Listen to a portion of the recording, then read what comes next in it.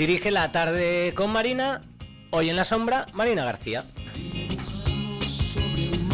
Aprovecho para recordarles los teléfonos del programa. Pueden interrumpirnos y participar en cualquier momento, llamando al teléfono de directo al 96072 9021, 96072 9021, o mandarnos mensajes de WhatsApp al 693 460 489, 693 460 489. Saludamos ya a nuestras primeras invitadas. Hoy le ponemos falta en nuestro espacio de educación a Paola de la Cruz, pero lo entendemos porque no ha podido venir. Pero sí que nos acompañan Agustina Gándara. Bienvenida, ¿qué tal? Gracias, buenas tardes. Que ya repite. Ella es Dula, que por cierto nos explicará lo que es. Yo ya lo sé, más de uno, aunque ella le extrañe, no sabe lo que es. Y también asesora en crianza respetuosa. Bienvenida, ¿qué tal? Gracias, buenas tardes. ¿Todo bien? ¿Ya ha vuelto la normalidad a los coles? Sí, nosotros Valencia desde el martes y bueno, mi compañera Torrente recién el miércoles, recién hoy. Uh-huh. Y también nos acompaña, debuta, María García, que es psicóloga. Bienvenida, ¿qué tal? Buenas tardes, ¿qué tal? Bienvenida. Gracias. Un fuerte aplauso para ellas. Gracias. Ya que lo he dicho, ahora nos lo explicas. La gente te preguntará, oye, ¿Dula qué es? Que Dula. Muchos no lo sabemos. Es, Baltasar sí que lo sabía. Sí. Tal cual, sí. De hecho, si tenés algo más para aportar, lo comentas. Vamos a ver, es que hay una serie en Antena 3 que en este momento se está realizando los jueves por la noche y ahí sale lo que es una dula, que es la persona que ahora lo explicará. Es una mujer que acompaña a las mujeres en el proceso de gestación, en el parto, la acompaña desde lo emocional, uh-huh. Con lo cual está con ella en todo momento frente a las dudas que surjan, pero el abordaje siempre es emocional. En ningún momento no hay ningún tipo de intervención, en ningún momento no hace nada médico, uh-huh. Y si en algún momento luego del parto se sienten con alguna posible angustia posparto o alguna depresión relacionada a eso, también puede hacer un abordaje, pero automáticamente se deriva al profesional, uh-huh. que toca estos temas. Muy interesante. Es muy interesante y por muy necesario. Muy lindo, es muy lindo, uh-huh. Porque además en el momento que poco a poco nos van dando lugar para este acompañamiento, también se acompaña al entorno familiar, a la pareja, que muchas veces no sabe cómo actuar o cómo reaccionar. Uh-huh. Entonces, estamos ahí para un buen aporte y un buen sostén emocional. Uh-huh. Pues en estos minutitos hablaremos de educación y hoy queríamos abordar un tema que hemos tratado por encima alguna vez ya, el concepto de la crianza respetuosa, sobre todo en los más peques, ¿no? En edades entre 0-3. Uh-huh. Y para empezar, aparte de que abordaremos las dudas o los mensajes contradictorios que pueden llegarle a muchos papás, para que el oyente lo entienda, ¿cómo explicaríamos el concepto de crianza respetuosa? ¿A qué nos referimos?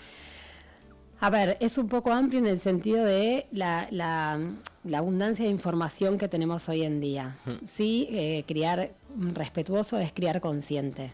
Entonces, muchas veces nosotros nos encontramos con, por lo menos yo que estoy como muy atenta en la calle, de respuestas que le da un adulto a un niño 0-3, porque es lo que yo diariamente trabajo, uh-huh. Pero verdaderamente siempre.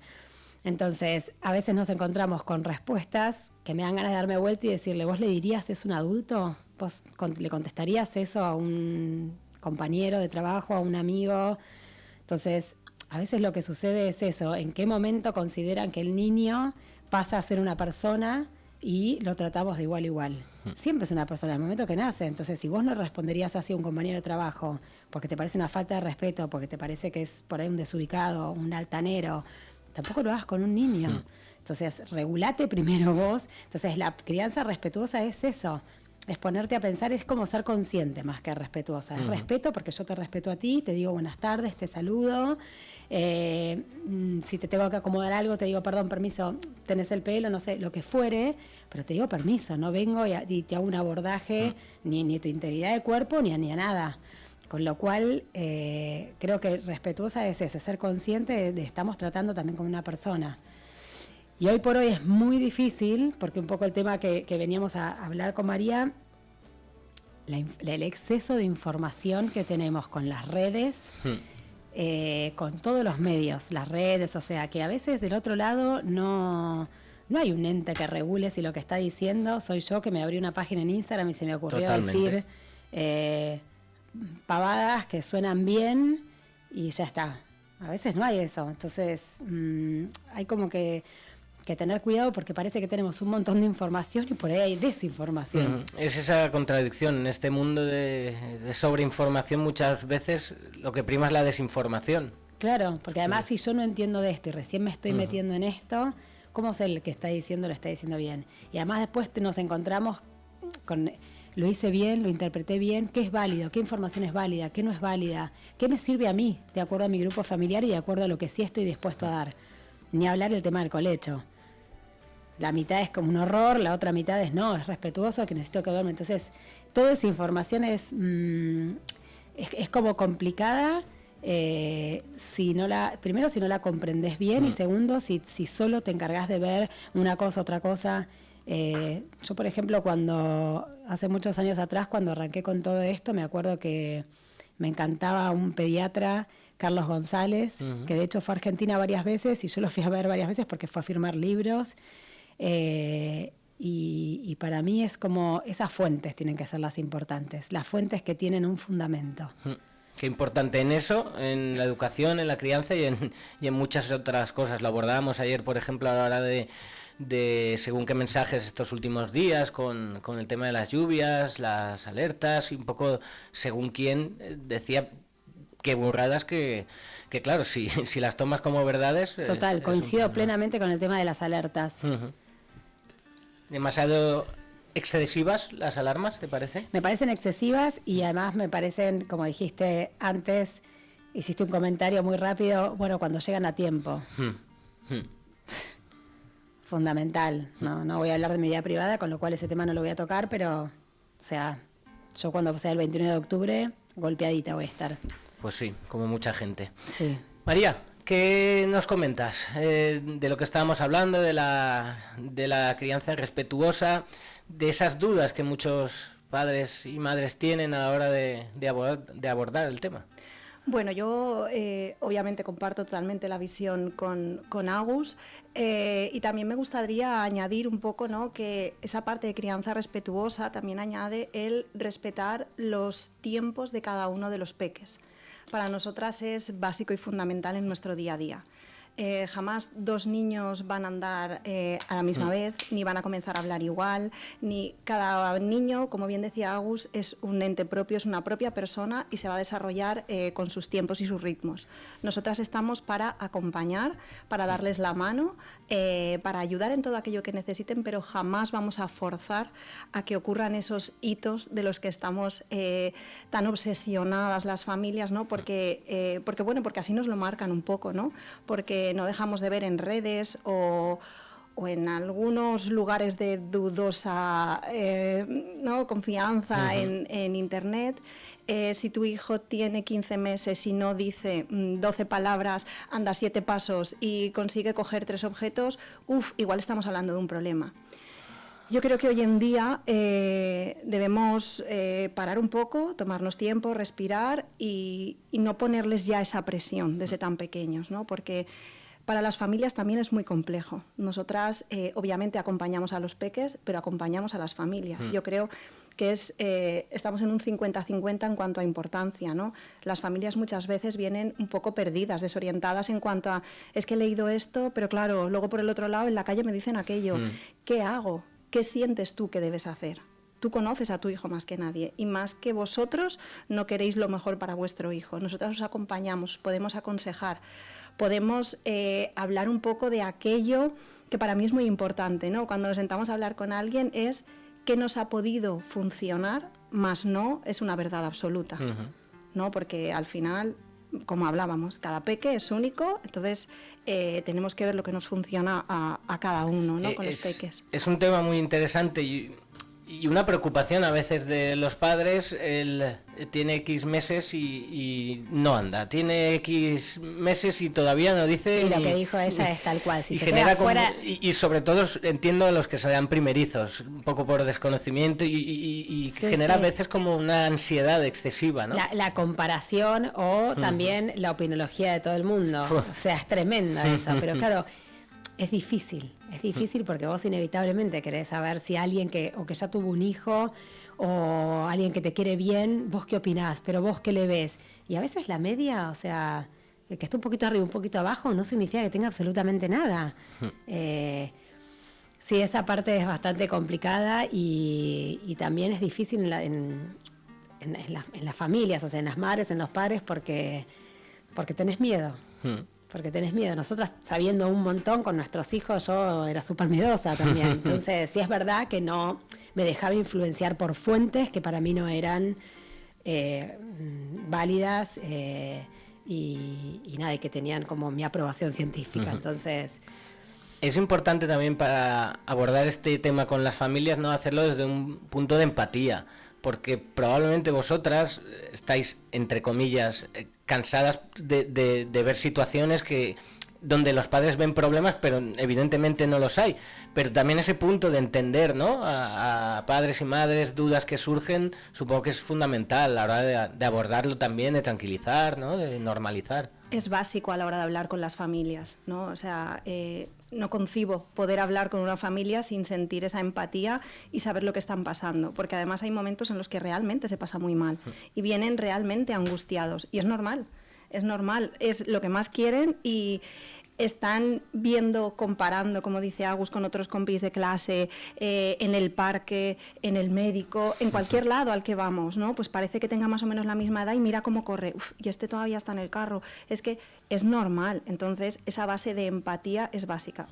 Para mí es básica con todo el mundo, pero cuando estamos hablando de familias que vienen con una preocupación real y que para ellos es un problema, obviamente no podemos hablar desde otro punto que no sea la empatía, comprenderlos, y en muchas ocasiones, aunque la experiencia, como bien dices, nos diga lo contrario y nosotras veamos una, no me gusta la palabra, pero entenderme, entrecomillado, normalidad en el desarrollo del peque, hay que también prestarles atención y explicarles, yo creo que es algo en lo que...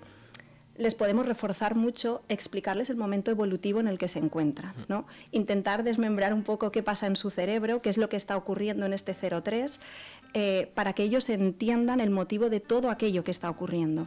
Y que al final hay un periodo de desarrollo, y ese periodo de desarrollo no implica que, como hablábamos, a los 12 meses, a los 15 meses, no, hay un tiempo prudencial y tenemos que dejarles, ¿no? Parte de lo que hablábamos, dejemos que ellos se desarrollen, vamos a acompañar, vamos a observar, vamos a estar ahí para los peques y para las familias, pero sin prisas. Y eso, por ejemplo, en los coles, ¿cómo se aborda un poco el proceso de crecimiento y de aprendizaje, los diferentes ritmos de cada peque? ¿Cómo se va...? De cada niño. Sí.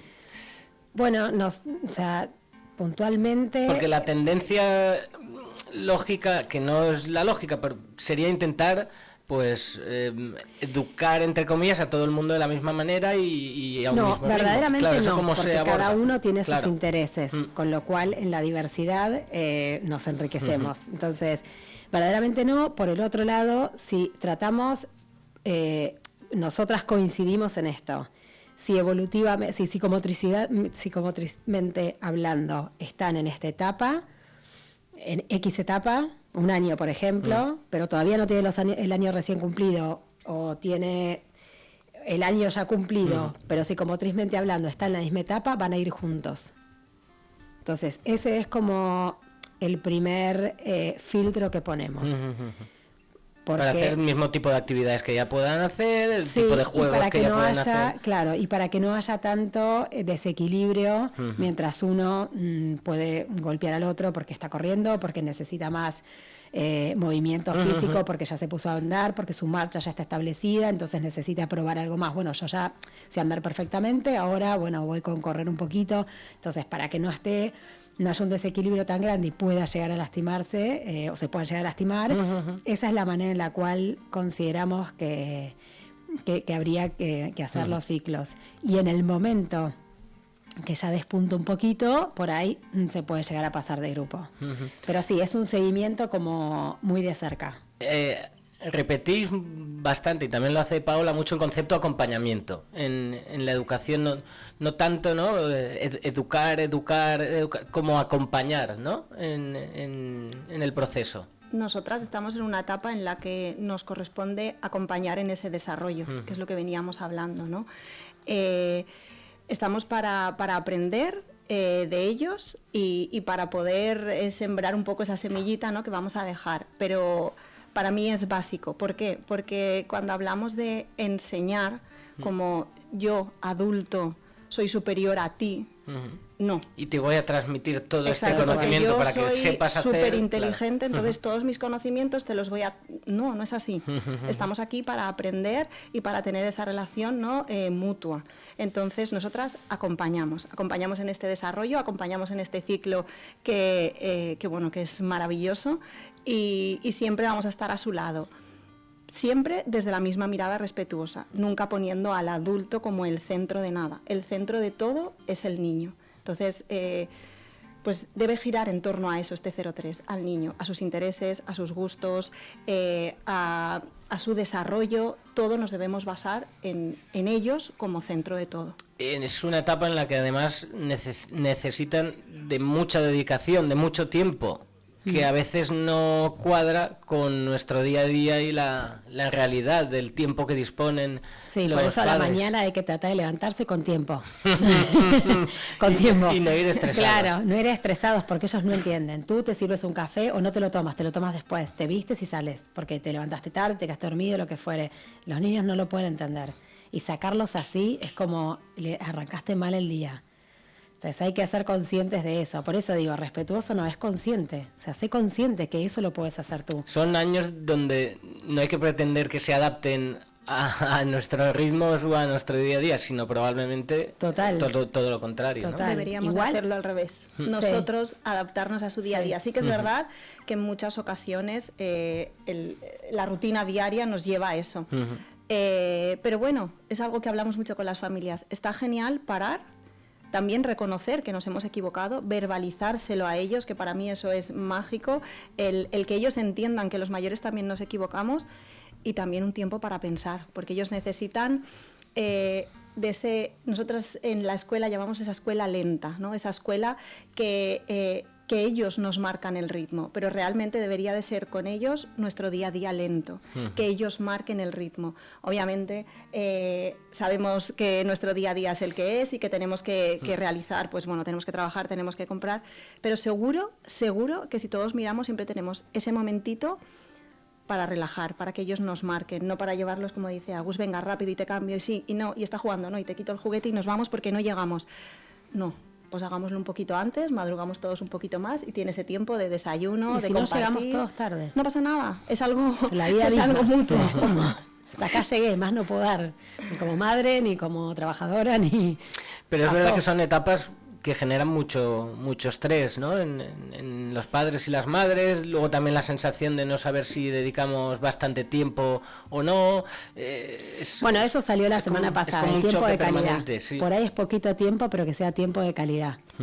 Eso es sumamente importante. Con relación a lo que decía ella antes, del acompañar con el aprendizaje, ¿por qué acompañamos? Porque yo igual considero que no solo 0 a 3, pienso que siempre tienen que aprender de acuerdo a la experiencia. La experiencia, claramente, yo tengo hijos adolescentes, si mis hijos adolescentes siguen explorando los colores por pintar, bueno, mal vamos, pero que el docente aplique los trabajos, así sean los trabajos por proyectos, lo que fuere, para que ese abordaje de conocimiento, hoy todos los pibes tienen, no los voy a dejar que no tengan el teléfono o que no tengan las redes, por más de que me encantaría, lamentablemente están inmersos en esta sociedad, están inmersos en esta etapa del 2025, no sé de dónde vivo, gracias. En lo cual eso lo van a tener. Entonces, bueno, vayan a buscar, vayan a investigar, acérquense a la biblioteca, saquen tal libro, vamos a leer tal. Me parece que el aprendizaje de esa manera es mucho más enriquecedor que si les vuelco todo mi conocimiento. Tal capítulo de tal hoja a tal hoja. Estúdienlo. Por cierto, ¿a qué edad serías tú partidario de que un adolescente tenga móvil? Que esa es una pregunta que mucha gente se hace. A ver, en mi caso te doy la respuesta autorreferencial, te doy mi respuesta. Cuando los chicos empezaron a ir solos al cole. Pero claro, yo vengo de un país donde hay mucha inseguridad, entonces a mí me daba miedo. Entonces yo necesitaba saber que le mando un mensajito. Mi marido le hubiese gustado un poquito más tarde y de hecho me dijo, lo primero que van a hacer si le pasa algo es tirarle el móvil. Con lo cual ahí, pero bueno, gané yo. No teníamos dudas. Entonces en el instituto. Ahí. Eso hoy en día es un debate que muchas familias tienen, influye mucho. Hablamos ya de edades más mayores de lo que estábamos hablando, claro, pero pues lo que hacen los compañeros también influye, ¿no?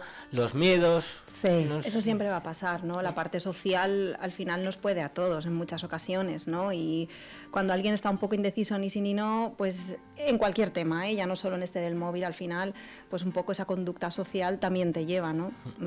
Es así. Entonces es un tema peliagudo y difícil. Los de ella son más pequeños todavía. Aún no llego aún no llegas a llegaré. la decisión. Hablando de la crianza respetuosa, un tema que quería poner encima de la mesa también es el ejemplo, ¿no? O sea, ¿de qué sirve lanzar un mensaje si tú transmites o te comportas de otra manera? Y eso serviría para los peques de 0 a 3, pero también para más mayores. A veces... De hecho, en la primera infancia, cuando empiezan a decirles, ay, pídele perdón. No, si te escuchan a ti pedir perdón, si te escuchan a ti cuando estás en un restaurante y te traen la bebida, gracias. Sí lo incorporan. Qué buen ejemplo. Y ella recién, sí, yo me acuerdo que mi mamá era mi mamá tiene una crianza muy, muy antigua, pero no me está escuchando, por suerte, lo digo libremente. Tampoco se lo tiras en cara a estas alturas. Bueno. No, poco. Le decía a mis hijos, pero como que se ponía incómoda. Le digo, no lo obligues, lo va a hacer porque me escucha a mí y a su padre, que decimos gracias, que pedimos perdón, que abrimos la puerta a un vecino, que saluda al vecino todas las mañanas, o sea, lo va a aprender. Ella los conoce, ¿son educados mis hijos? Muchísimo. Gracias. Y sobre esto del ejemplo. El ejemplo es básico, aprendemos del ejemplo y pues es que es así, no hay nada más que decir, aprendemos del ejemplo y ellos necesitan ver cómo actuamos diariamente, pues lo que ha dicho Agus, ¿no? El dar las gracias, el por favor. También respetar aquello que no... Yo, por ejemplo, personalmente no soy una persona que me encante dar besos. No por ello no exteriorizo o no muestro mi cariño o mi amor por las personas de otra manera. Mis hijos son igual. Yo jamás les he dicho da un beso. ¿Por qué? Porque a mí un gracias, un abrazo, en el momento lo deciden, para mí es igual de importante, ¿no? No es solo... Dale un beso, pero ¿ves? Mira, Agus, dale un beso. Mis hijos cuando la ven, lo primero que hacen es le dan un abrazo, porque no son de besos. Al final demuestran el cariño a otra persona. ¿Por qué? Porque lo han visto así. Y es lo que dice, al final, en los pequeños, en los mayores, en nuestro día a día, aprendemos todos del ejemplo. Es curioso eso que ha puesto también encima de la mesa, ¿no? Lo de los besos, eso es una pelea eterna cariño, que llevamos. ¿no? Sí, y la invasión en los niños es tremenda. ¡Ay, qué lindo! Yo me acuerdo que una vez, yo cuando tuve a mis hijos, emocionalmente estaba bastante golpeada y vinieron como a tocar a mi hija y dije, perdón, Leo, ¿tú porque eres linda te tocan? O sea, me pareció como una señora, no una señora mayor, ¿no? Pero como que no la conozco de nada, me la crucé por la calle y la vinieron a tocar a mi hija y me pareció como muy fuerte. Entonces... pero bueno, con relación a esto, salvando por ahí esto que tuve medio de exabrupto, pero claro, emocionalmente no estaba tan regulada, sí me parece fundamental lo que te decía antes. Yo te pido permiso para decirte, ay, mira, tenés el pelo así o a ella, no sé, no voy le invado directo. Bueno, esto es lo mismo. Dar un beso es como, ¿no? Es como muy invasivo. Entonces, nada, hay que ser conscientes. Por eso la crianza es consciente. Estamos ya casi en los últimos minutos. ¿Qué es lo que más, es una pregunta muy general, pero qué es lo que más necesitan los peques en esas edades? ¿Qué es lo más importante? Si tuvieras que destacar algo. Yo creo que validar las emociones, porque todavía no tienen herramientas y no tienen herramientas y les estamos enseñando a que estás triste, Está bien que estés triste, estás contento, a veces gritan de alegría y tipo el shh. No, yo si me pongo a gritar ahora, te das vuelta y porque tengo un montón de herramientas, porque sé que no es el lugar, con lo cual, entonces, creo que validar y enseñarles el tema de las emociones es lo que creo. María. Yo añadiría, obviamente eso me parece un tema básico para los peques, el validar esas emociones, pero también añadiría el respeto, ¿no? El respeto a ellos como persona, a tratarlos como tal, a su cuerpo, a todo, ¿no? El respeto a él como ser, me parece básico. Y a modo de conclusión, de alguna cosa que queráis añadir, algún mensaje para los papás que están en esta época de criar peques de entre 0 y 3 años, algo que quieras... Que no se comparen ni que comparen.